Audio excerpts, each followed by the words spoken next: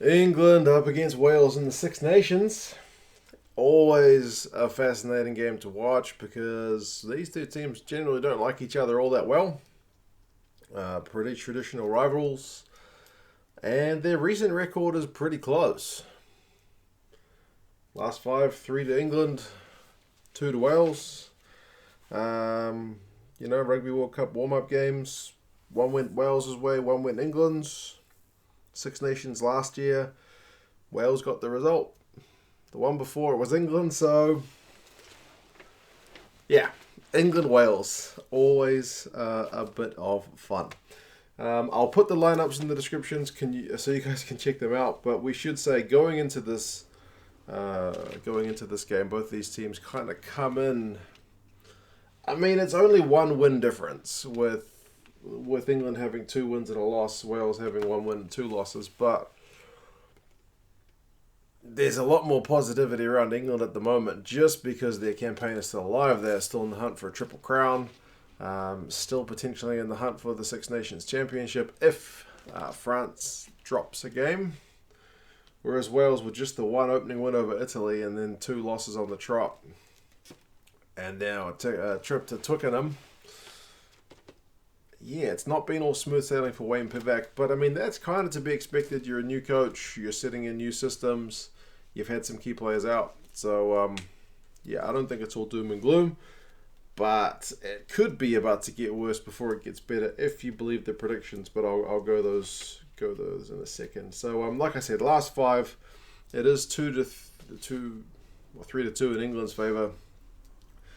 And to be fair, most of the games at Twickenham, it goes England's way. The last time Wales won at Twickenham, it was 2015, which is not that long ago, and it was the World Cup. So a pretty good time for Wales to do it. A pretty bad time for England that one. But a fair few of these players in the squad weren't in that squad at that time. So yeah, going to Twickenham, at least in 2019 and 2018 was going England's way. So the average score over these last 5 games is England 17, Wales 15. So when I'm talking about these guys being even, yeah, it's a point split, it's the result split, it just tends to go pretty even. So whether or not this one ends up that way remains to be seen. But like I said, the trajectory of these teams at the minute seems to be more with England tracking a bit better. England's squad, they've made a couple of changes.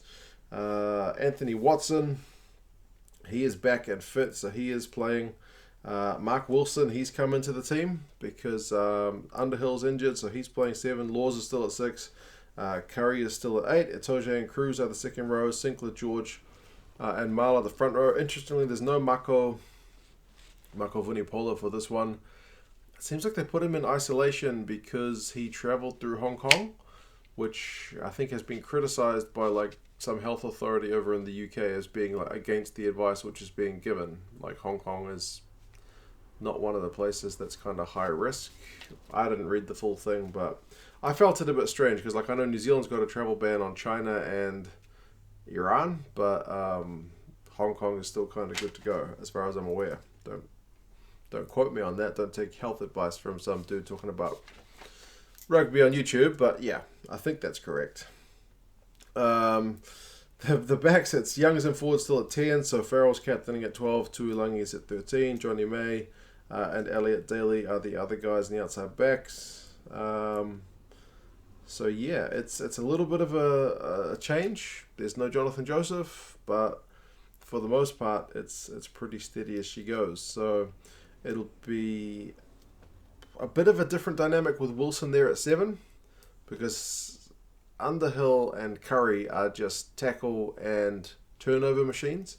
Wilson's a bit of a different player, but I mean, I still rate Wilson. When he was playing number 8 for England, he was doing a phenomenal job. So yeah, it'll be an interesting one to watch.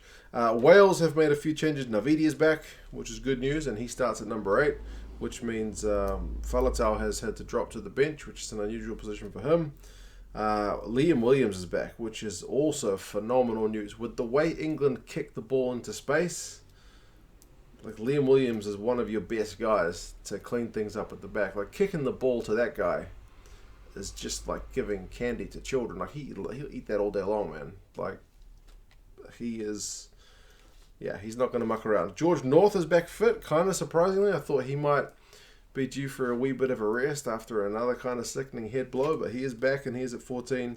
Leigh Halfpenny is at 15. So you'd think with Williams and Halfpenny there, in terms of positioning, they should be pretty sorted. Tompkins and Parks is the midfield. Tompkins has looked almost there in the last couple of games, but still not quite clicking. I think, though, from what we've seen, though, there's heaps of potential, so he should come along. Biggar is also back fit. Thomas Williams gets a start. Reece Webb is on the bench. Front row, Rob Evans comes in at loosehead. Ken Owens is still there. Dillon Lewis, Jake Ball, Elwin Jones, Moriarty at 6, Tipperick at 7. Like I mentioned, Navidi at 8. So, yeah. Teams are in the description if you want to check them out for yourself. Wyn Jones is out of the squad, which I guess is an interesting one. I'm not sure. I didn't read that he's injured, so I'm guessing it's just a tactical thing from Wayne Pivac. But yeah, Ben O'Keefe is the ref for this one. He's all right. He's a Kiwi. He's probably not the best ref in the world, but he's all right. It's a hard job to criticize those guys. So hopefully he is not any talking point at the end of this game. Hopefully it is all about the rugby. I mentioned the predictions. I've had a look at 2. One is Rugby Forecast, which is the algorithm. It is saying England by 11 points. And the bookies here in New Zealand anyway have England. And the bookies tend to be more or less the same across the board, like within a point or two. England by 12 points. So England seemingly the form team. I guess if you think about it, won their first game, then they're on a 2-game losing streak, whereas they lost their first game, they're on a 2-game winning streak. So that dynamic, that mentality at the moment is just slightly different between the teams. But how good would Wales feel to ruin England's campaign? Pretty good. It's going to be a tough ask going to Twickenham, very hard place to go. And England can certainly put a bit of extra pressure on France before their trip to Scotland, if they can get a big win here, or just a win. But anyway, you guys let me know your thoughts on this one. How do you think the game is going to go? Are you back in England, like the predictions there, to just kind of keep on rolling on their campaign? Or do you think Wales have finally got something up their sleeve and they will click under Wayne Pivac with admittedly some key guys back? So anyway, it should be interesting. You guys let me know your thoughts, and I'll talk to you again soon. See you later. Hey guys, I'm not sure how you are planning on watching the game. Ireland, Italy is obviously postponed, but England, Wales, that game is on ITV Sport. It's also on S4C if you're a Welsh speaker, but if you're an English speaker like me, ITV Sport is probably the way to go. If you're in the UK, that's all well and good. You can just watch it at your leisure. But if you are like me and not in the UK, you may need to use something like this, which is a VPN. You can see I'm connected to a location in the UK. This one is East London. I'm using an ExpressVPN. The link for that is down in the description. And there's a discount on the yearly subscription there. But yeah, connect to a server in the UK and you're able to watch Six Nations content here on the ITV Hub. Now, they've got loads of content, which if you're into like boxing or just TV shows, there's heaps of it on here. But if it's the rugby you're after, they will have the game streaming live here. And they also have the game for free on demand. Like you can see, these previous games are still here available to watch, like England against Ireland. That game's ready to watch. So yeah, if you haven't sorted out how you are going to watch the game, if you're outside the UK or other countries where it is free and the price of it is a bit high where you are, jump on ExpressVPN. It's comparatively cheap. Like I said, link in the description. And yeah, get onto it, guys. Cheers.